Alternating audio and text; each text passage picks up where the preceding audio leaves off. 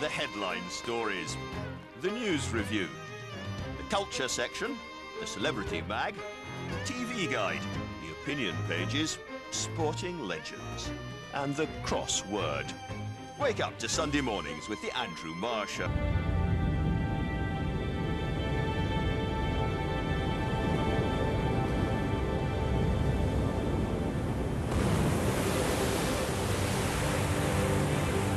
Jeremy Paxman now on BBC Two with Newsnight. More allegations of massive fraud in the Afghan elections Western soldiers died to make possible. Was the sacrifice worth it?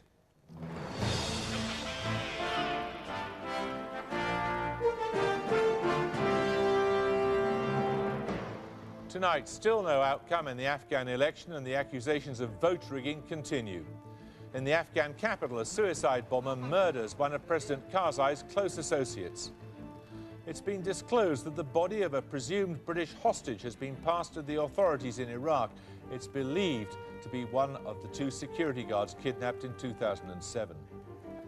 Michael Crick accompanies the Mayor of London on a pilgrimage to Brussels to intercede for hedge fund managers. He is the rapporteur on the bill.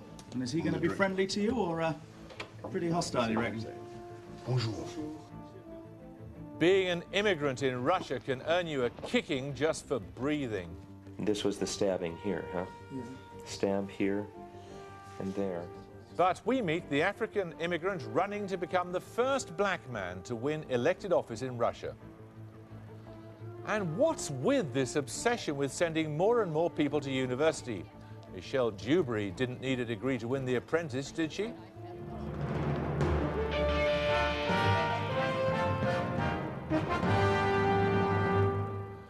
Good evening. The president of Afghanistan, Hamid Karzai, has inched closer to the 50% he needs to win the elections without a runoff being held. He's now got just over 45%, with about half the vote counted. But his rival, Abdullah, claimed today that the authorities were collaborating in fraud.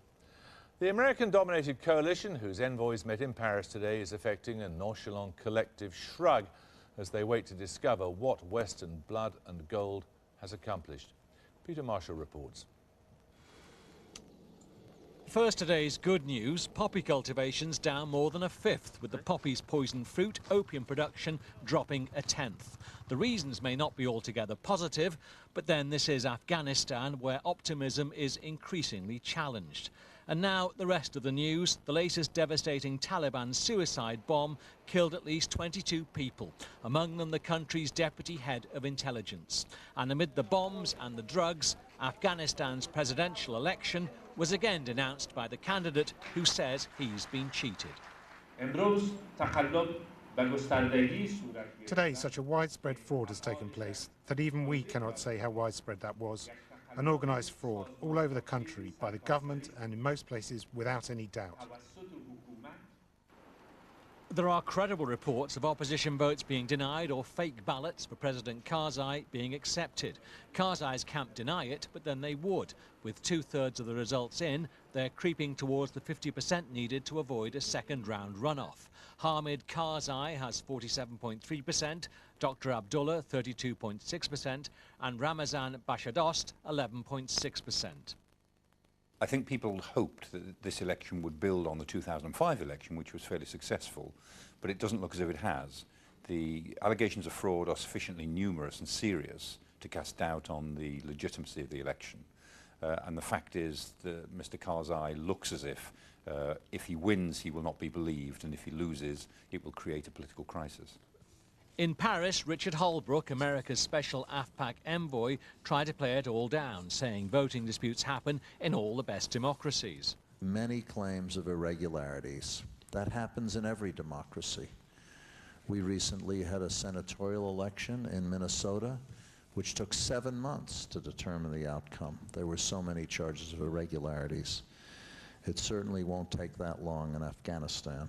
But that happens in democracies, even when they are not in the middle of a war. Mr. Holbrooke is in a very awkward position. It's an open secret he had a noisy and heated row with Mr. Karzai only days ago. He accused the president of stuffing ballot boxes and said the US wanted a runoff vote to clear the air. Mr Karzai has now got the Americans over a barrel, though. If they'd made their unhappiness public, he'd have accused them of interfering. So it looks like Karzai will claim victory in the election and a tactical triumph in forcing America to swallow it. The Obama administration was very sceptical about President Karzai's performance when it came into office. I think that they have now decided that probably they have to stick with him, but he's a difficult man to stick with. Because? He's a difficult man to stick with because he's very good at creating a coalition for himself, but he's not very good at governing. His government has not been effective. It's not done what it said it was going to do. It is deeply mired in corruption. There's no way around. There's no easy way of saying that. But the one thing that he is very good at is actually pulling in allies that represent a broader swathe of Afghan opinion than most other candidates can produce. Yeah, I got it! The Western coalition, which finds itself propping up the Afghan government, has 110,000 troops in the country, 68,000 of them American, 9,000 British. But back home, public support for the war is waning. A recent opinion poll found that a majority of Americans, 51%, believe the war in Afghanistan isn't worth fighting. That's up 10 points from March. And in the UK, an opinion poll last month found that 69% of Britons were now against the conflict. The American head of NATO forces, General Stanley McChrystal, has just presented his strategy review to Central Command. It's believed to say little that's new, but to call for still greater commitment. It probably will require more troops, and it certainly will require a much greater effort at training the Afghan National Army and the Afghan National Police. And that cannot be done quickly. Even if you throw money at it, it'll be 2012 or 2015 before those training establishments are able to produce the 500,000 national security forces of Afghanistan, which will be required to take over the burden from coalition troops that they're presently living with. But will the public of America and Britain, let alone the reluctant warriors of mainland Europe, go along with that? So far, in London and Washington, few are talking of pulling the plug, but the next few months and the opinion polls will be crucial. In Afghanistan, nothing is straightforward. Even the depletion in the poppy crop may have been manipulated to boost the price of heroin. The optimists won't want to believe it, good news being so hard to find. Well, we're joined now by the Afghan ambassador to the UN, Zahir Tanin. Let's start with the election, Ambassador. 2,000 allegations of fraud so far. We're getting close to the point, aren't we, where this election is going to have no credibility at all?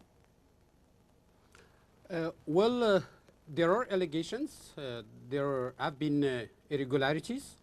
And as it was said in your program, it can be numerous and serious, but to make a conclusion that it was a massive fraud or the credibility is lost, I think it's a judgment before the complaint commissions come to say which of these allegations were right or serious. But you'd accept that it's been a less successful election than the last one?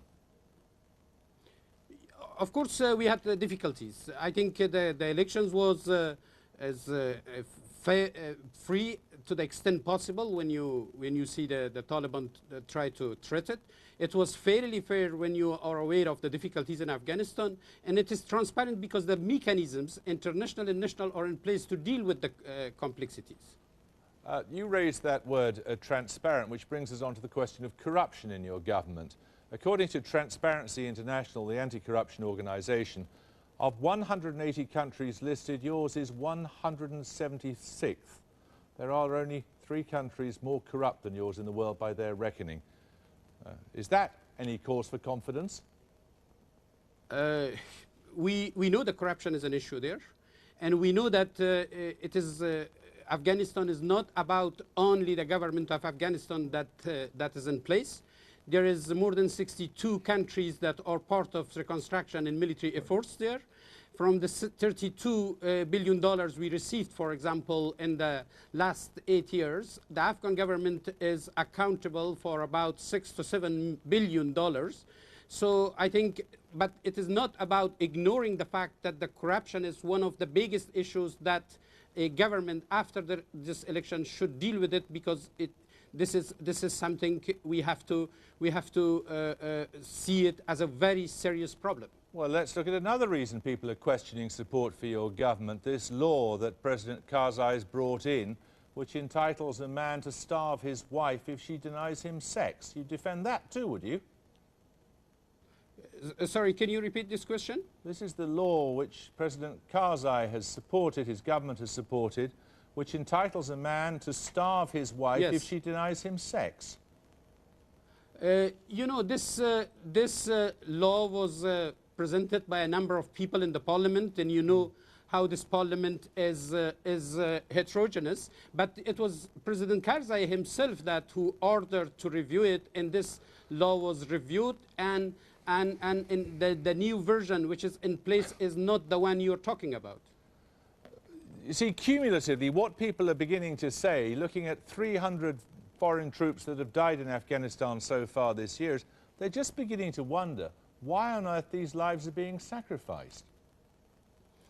There is no need for any life to be sacrificed. I think what we are there, the international community together, is a threat that is still there. And I think the British government, the United States government, the international community made it very clear for everybody in their own countries that they are there mainly for their own interest. But at the same time, I think we are well aware that is the responsibility of the government of Afghanistan to help the international community to not to sacrifice the lives of their sons in Afghanistan. And I think the best way is to invest in forming the new Afghan army and police. The Afghans are ready to take the responsibility of the security of their country as soon as they can, but we need your help. Ambassador, thank you very much. Somber news from Baghdad tonight. A body believed to be that of a British hostage has been passed to the authorities in Iraq. Downing Street says urgent efforts are being made to establish identity. 5 British men were abducted in Baghdad in 2007. The bodies of 2 of the men, security guards Jason Swindlehurst and Jason Creswell, were found earlier this year. Alfred McMenemy and Alec McLaughlin are also believed to be dead, and the man they were guarding, computer consultant Peter Moore, remains unaccounted for. Our security correspondent Frank Gardner is with me here. Any idea who this might be? Well, the likelihood, Jeremy, is that it's one of the 2 remaining security guards that you mentioned, Alan McMenemy from Glasgow or Alec McLaughlin from Llanelli in South Wales. They're not going to know for certain until probably late tomorrow, at the latest maybe Friday, after which the body will be repatriated. I mean, it's not absolutely certain, but it's thought likely to be one of those 2. Why?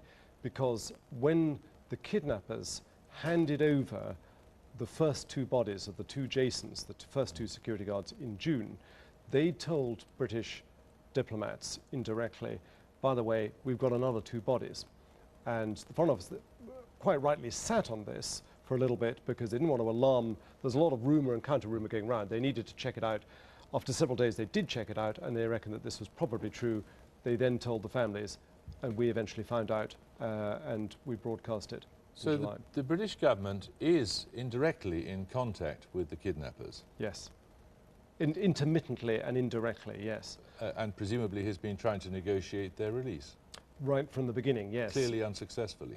Very unsuccessfully, I'd have to say. I mean, I think it's too early to start, you know, while there are still people unaccounted for, it's too early to start, you know, judging people, because kidnapping in Iraq has been rife. At one point it was 40 people a day getting kidnapped, and this is a particularly murky tale. The Foreign Office strategy, I think, on this from the beginning was not softly, but to play the long game, the waiting game, on the basis that the men who the kidnappers wanted out in return, who they were demanding the release of, were being held by the Americans. Everybody knows the Americans are one day going to go. They're going to hand these people over, in fact, as indeed they have been this summer, handing these people over to the Iraqis. So the idea was just be patient, just wait, and eventually everybody's going to get released and it'll all end happily.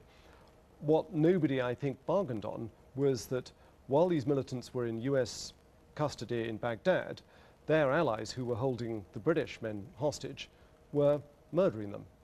And the hope is that at least Peter Moore is still alive, possibly one other, but most likely just Peter Moore. Frank, thank you. Now, in the public mind, they're about as welcome as the discovery that your new next-door neighbour is planning to run a home abattoir. But the public image of hedge funds hasn't deterred Boris Johnson, who today travelled to Brussels to try to fight off new EU regulations on them. He claims that the restrictions on hedge funds, private equity funds and venture capital will potentially cost thousands of jobs and just succeed in moving the business out of London and probably out of the European Union altogether. Before we chew that over, Michael Crick went to Brussels. It's a mission most politicians would avoid like death. A day trip to Europe to defend alternative financial institutions in the City of London, including hedge funds, those deeply unpopular bodies in the public mind for their role in the financial crisis. I'm not going to pretend that they are much loved by the British public, but they do contribute staggering sums to the UK exchequer. They are a vital part of the success of the London economy, and they've got to be defended.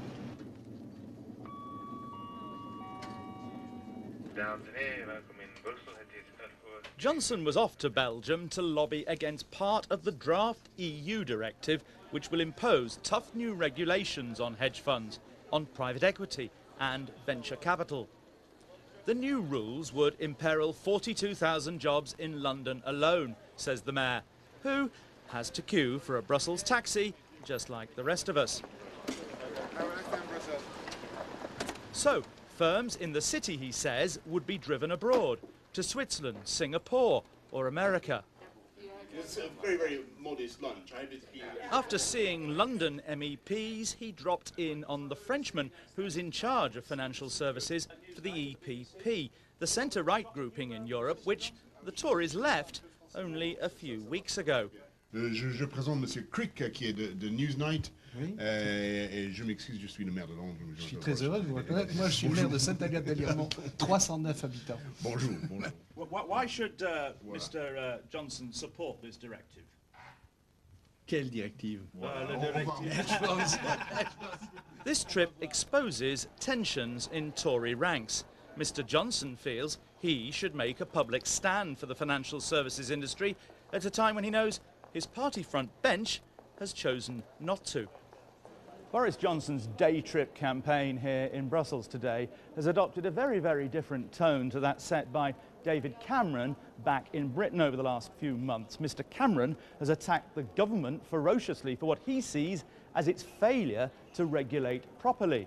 He said there's been reckless activity in the City of London. He said there should be a day of reckoning for those who brought about the financial crisis. And David Cameron has argued that more bankers should go to prison. But Mr. Johnson's campaign clearly hits home with Nigel Farage, the leader of UKIP, whom I encountered quite by chance. The Tory MEPs may have left the EPP group, but make no mistake about it, virtually all of them are big supporters of the European Union. They want more European law, and what Boris is saying directly contradicts their actions in this place. Good for Boris. And let's not forget, they were three-line whip to vote for this directive in the very first instance. The Tories want this... Conservative MEPs. The Conservative MEPs. It was one of these unusual things where the Parliament sent a resolution to the Commission saying, please, can we have some legislation? And the British Conservative Party were three-line whip to vote for it. So, yes, they'll pretend to stand up for the city, but in reality, they're not doing so. A point for Tim Kirkup, leader of the British Conservative MEPs, whom Johnson met later. What do you say to Nigel Farage, who says that the Tory MEPs actually voted for the resolution that brought this directive about? Well, I don't remember that, I must admit, and I'll have a word with my chief whip about it, in which case discipline will be necessary. I think it's most unlikely, and we're certainly very much in support of Boris. Later, though, Mr. Kirkup's office contacted us to confirm that the Tories had indeed voted for the original motion, which led to the contentious draft directive, though they claimed after amending it more to their liking. Labour have broadly backed the new regulations all along. I think that Boris Johnson has read the public mood wrong. But he argues that the financial crisis wasn't anything to do with hedge funds, it was to do with banks. Well, these hedge funds and private equity firms absolutely contributed to the building up of this excessive debt. And when we're talking about having a right to know about what they're doing, making sure that they're senior executives don't get undue bonuses and incentives that are completely out of proportion, to make sure that the impact then on people's pensions, the very pensioners themselves that stand to benefit know about it. I don't think there would be many people who would agree with Boris Johnson that it's right to exclude them altogether from regulation.